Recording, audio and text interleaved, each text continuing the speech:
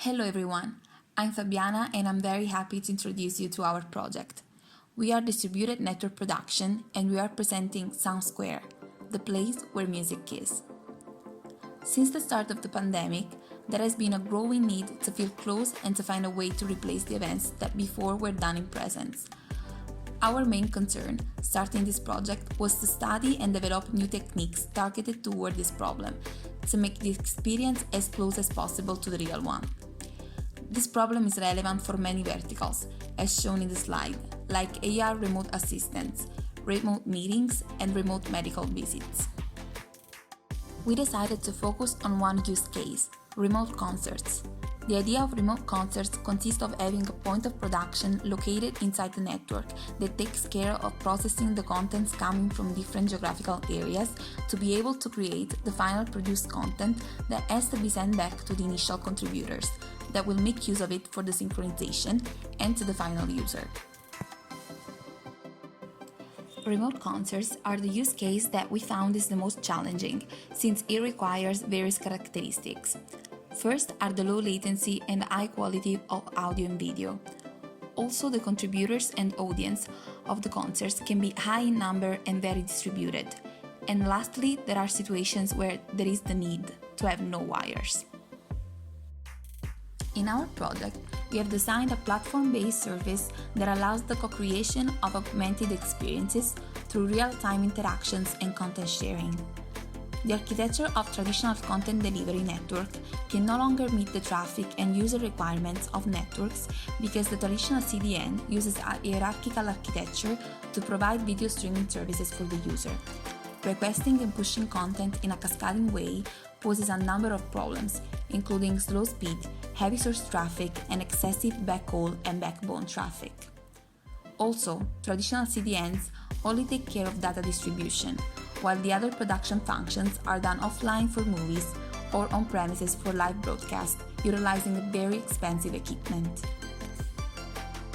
The future of CDN will include, first, the possibility to move processing functions inside the network. This will be useful to make a more efficient production of the broadcasting services by avoiding expensive on-premises production equipment. Also, will be possible to enable new real-time crowdsourced interactive experiences, like the possibility to tap into additional sources in real time, incorporate interaction with the audience, or the possibility to have composable experience with multiple streams. User can consume personalized version of the live experience by incorporating different kinds of streams, and this is possible by having production handled in the edge cloud that are near the user. Also, there will be the possibility to have wireless connection. Indeed, 5G in our project will be deployed in a few following ways. The wireless access. In fact, there will be the possibility to switch from fiber to wireless, and this will allow the user to connect from everywhere, and also wouldn't limit the experience just to professional musicians, but will give the possibility to everyone to participate. The 5G will guarantee the same quality as the fiber, which therefore is not optimal. To take care of this problem, there will be the introduction of network slicing. This is a 5G feature that makes possible to have a slice for a particular service that has to meet a certain requirement. The problem is that network slicing is not implemented yet, and to reduce this issue, we thought it would be possible to work two ways. On one end, talking about software, high-level compression and coding algorithms must be developed, which keep the signal quality and user experience high. And on the other hand, talking about hardware, there is a need for mobile devices to be improved, with integrated sound cards that have the possibility of guaranteeing a certain level of quality. But when network slicing will be implemented, all these problems will be solved, moving the complexity in the network. The technical requirements for this project can be seen in this table. We put the latency lower benchmark at 30 milliseconds. Latency is one of the biggest challenges of the project. We decided to set the lower limits to 30 because we suppose that, even if it could be possible to go lower, it will not give a clear improvement of the final experience. The reliability needs to be very high, as we are talking of real-time experiences. The coverage was supposed to be of several geographical areas.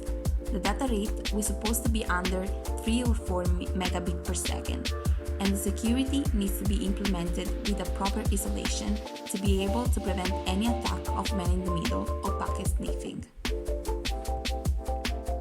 Now we really want to focus on the latency to understand why it's so important. We can see that without the latency, the arrows is the target. With 0.1 seconds of latency, it misses the center but still hits the target. And with 0.5, it completely misses the target. Moving on, the configuration of the first proof of concept is organized as it follows. 3 locations. The first one has a violin with microphone, headphone, embedded sound card, laptop connected through cable to a CPI and 5G. The second location has a guitar with the same hardware, but a connection through cable to the GARR network. The third location has an audience connected through Wi-Fi to a team business network.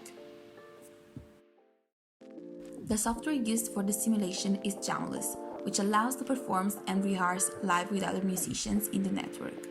This software uses a UDP protocol to be able to reduce the latency, and on its website is advised to use it with wired connection to not lose the synchronization.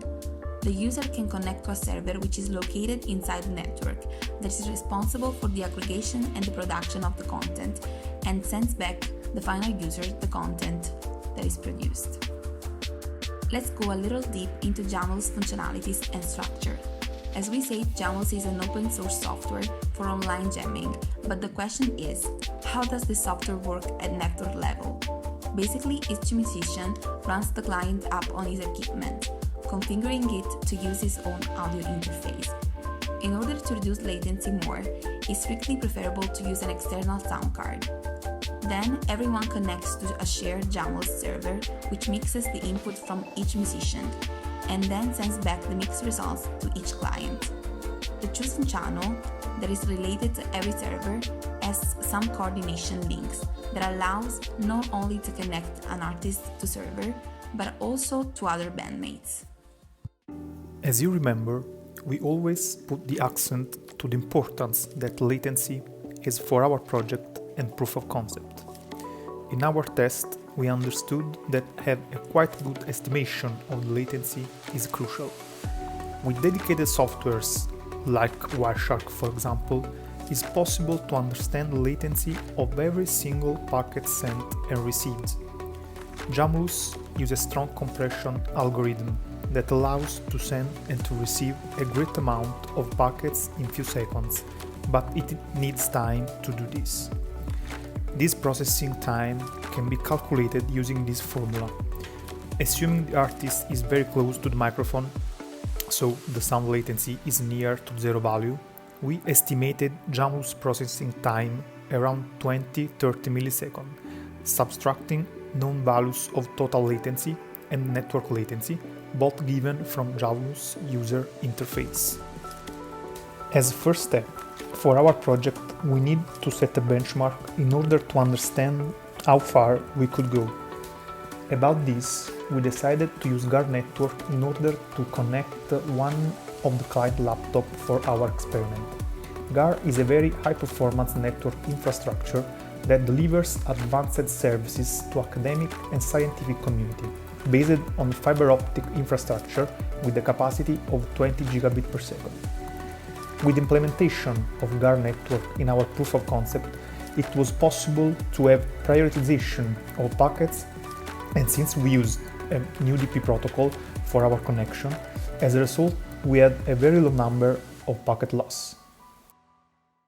Furthermore, the prioritization given by GARR network can simulate the prioritization given by 5G in the future implementation of network slicing. Okay, let's now start to go deep in our simulations. The first one was done using a client laptop connected to a team business network using Wi-Fi, and another one connected to GARR network using Ethernet cable. As we said before, we need an higher benchmark, and this was the case. The connection was very stable, and Jamulus interface gave very good values of ping and total delay. Using Wireshark software, we monitored also number of packet loss, and basically, as you can see on all blue image on top right, the number of packet loss was almost near to zero. The connection indeed was stable and with very low values of latency and delays.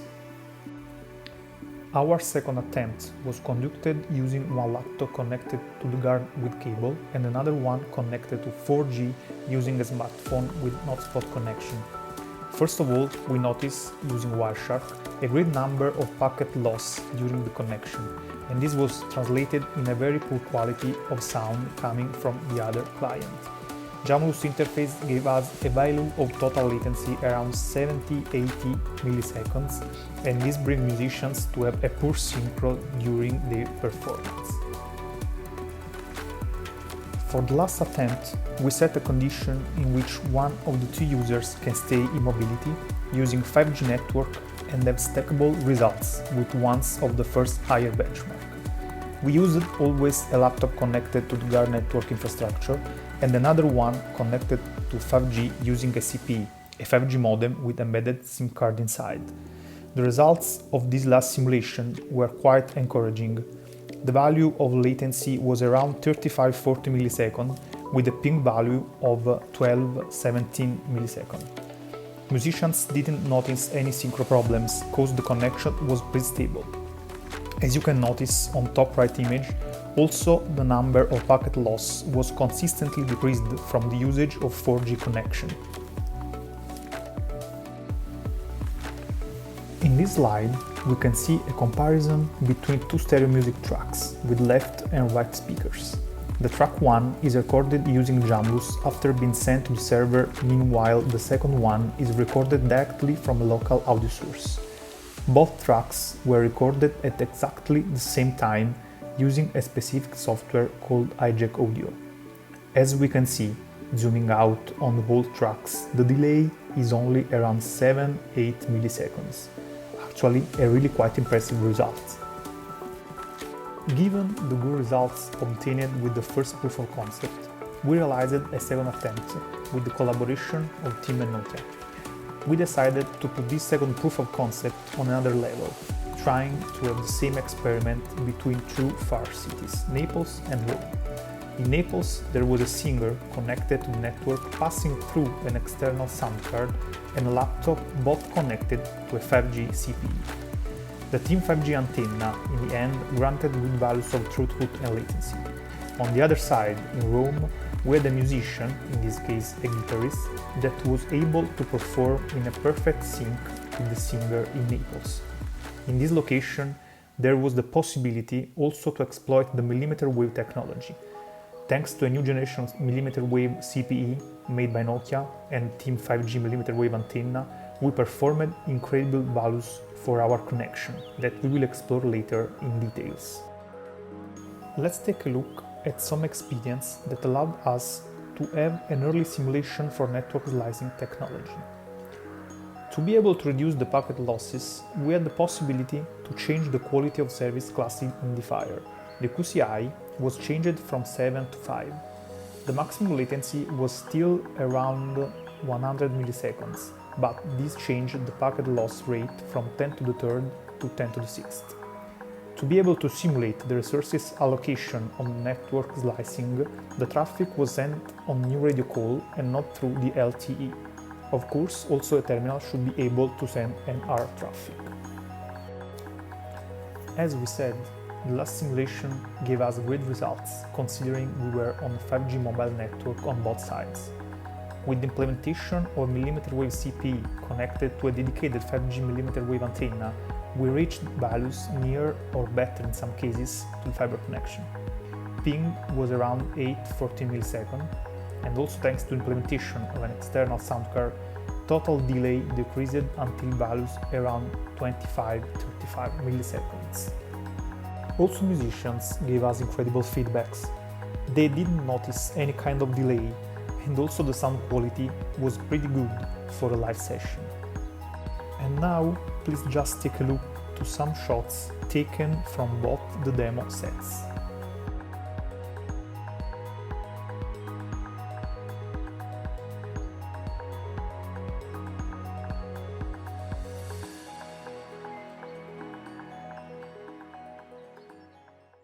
To analyze our network and see to what extent those requirements that we mentioned before are realistic, we just decided to simulate some characteristics For this purpose, we use a network simulator called NS3. In the NS3 environment, we just define 3 end users which are connected to 3 different eNodeBs, which are 5G antennas. And all of these are connected to Evolve packet core and then to the remote host. In our simulation, we just try to define some amount of delay between EPC and remote host, and we will see how it can affect other aspects like round trip time and throughput. Since we are using edge cloud and end users are closer to the edge, we can simply implement millimeter wave in our network, which is one of the robust benefits of 5G. In this slide, we can see how we can do some experiments by changing some parameters. For example, as you see in the left side, we have 3 eNodeBs and 3 UEs. Also, we can set the distance between them. For example, here we set the distance between 10 to 20 meters, and the final position is chosen randomly among this range. Okay, so till now we have set 3 users connected to 3 different eNodeBs, of course in different locations, and the distance between them. Let's see how our throughput and delay are gonna be influenced.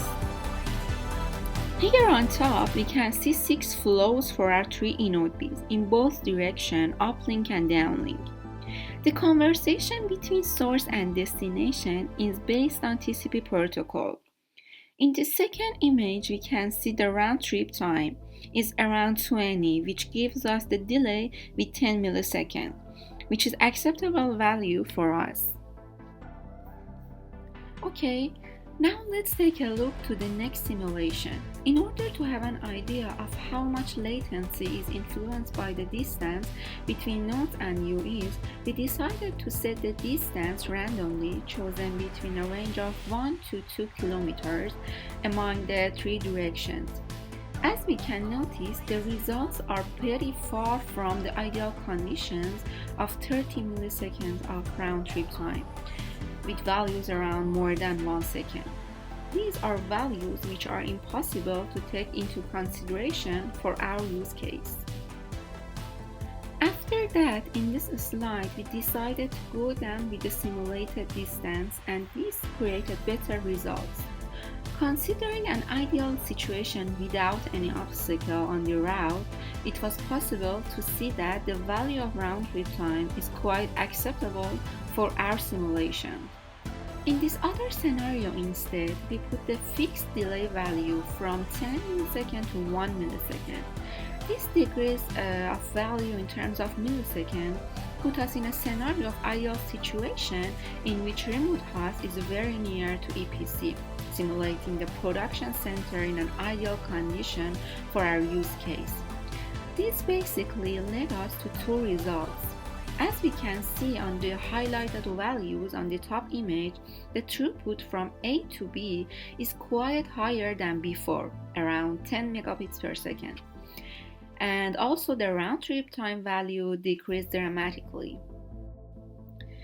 In the next step, we decided to simulate a scenario in which we have again a fixed delay of 10 milliseconds between remote host and EPC, but just changing the distance between UEs, bringing it almost to value of 0.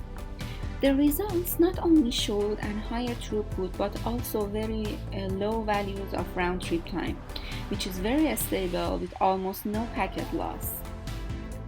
Okay, since the Jamulus is based on UDP protocol, we just set UDP in NS3 instead of TCP, and we can see the result of this setup. In the left side, we can see there are some packet loss, but since it's a real-time connection, it doesn't affect the interaction between users too much. On the other hand, we can see that we have higher throughput around 84-82 megabits per second, which is much higher compared to previous trial with TCP, that the throughput was like 10 megabits per second. The round trip time is also acceptable and is so close to ping time of our real demo, which is around 13 milliseconds. This gives us a connection with less than 10 millisecond delay, which was our prior requirement for this project. We developed a stakeholder analysis. Basically, we built a matrix on two different dimensions, which are interest and power. At high interest and high power, we have a broadcaster, artist and inside lenders.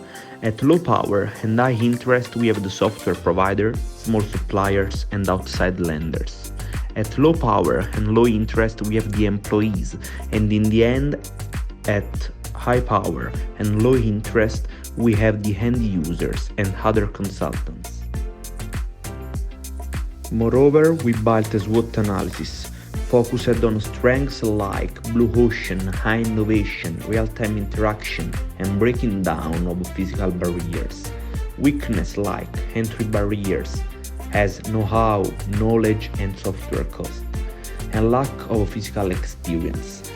Opportunities as technological development, digitalization, business-to-business service, and co-creation value. And in the end, threats like lack of subscribers. We analyzed a project charter which sum up the scope, the risk, the stakeholder analysis, and so on. About the organizational chart, it's really important to say that we want to fulfill our scope through a startup composed by all our group. Moreover, we need technical operators who will be rewarded with a RAL of 32,000 per year. We also sell a template of an application that our consumer can buy and customize as they prefer. The app will be really useful to enhance the experience. The business case aims to assess the financial aspect of the project and is based on a 5 years financial analysis.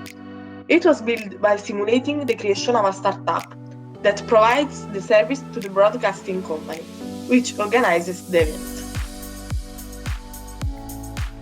A fee of 20% of the price is charged by the client. The client pays for the service 60 days after the service is being provided. The startup takes 90 days from its establishment before it can provide the service, then collects the first fee 150 days after its birth.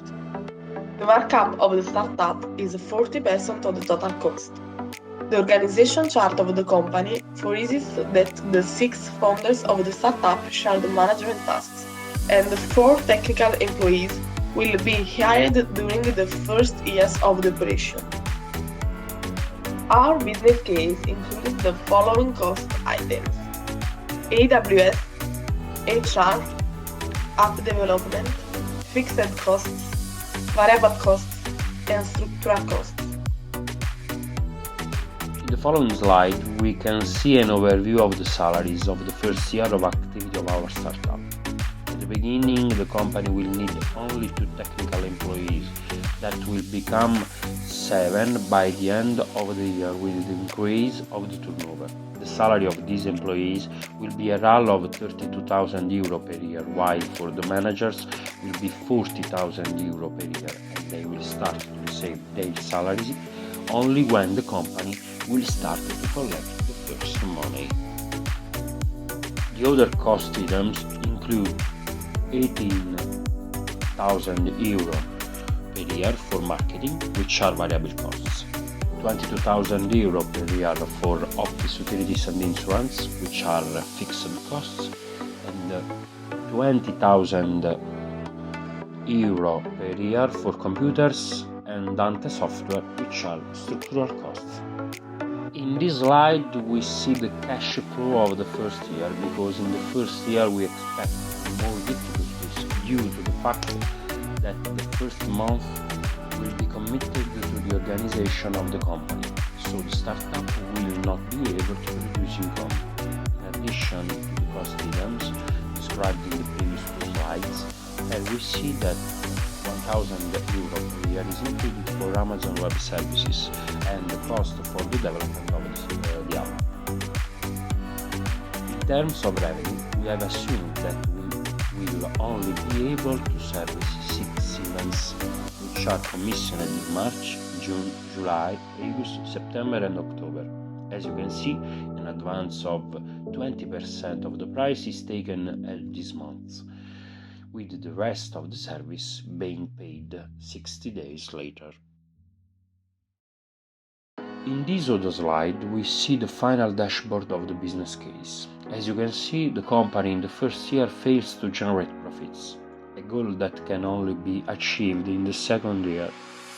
You can also see the calculation of the price offered by the startup, applying the 40% markup to the total costs. Over 5 years of activity, according to the business case, if the company manages to sell the service at this price for 46 events, it manages to generate a profit of 1,600,000 euros. The data used by our software and application are varied and also included some data of individual users. Regulation 679 of the European Parliament and of the Consiglium of 27 April 2016 on the protection of individuals with regards to the processing of personal data and on the free movement of such data. AGID works on minimum ICT security measures for the public administration, but these must also be respected by companies if they want to work with the public companies.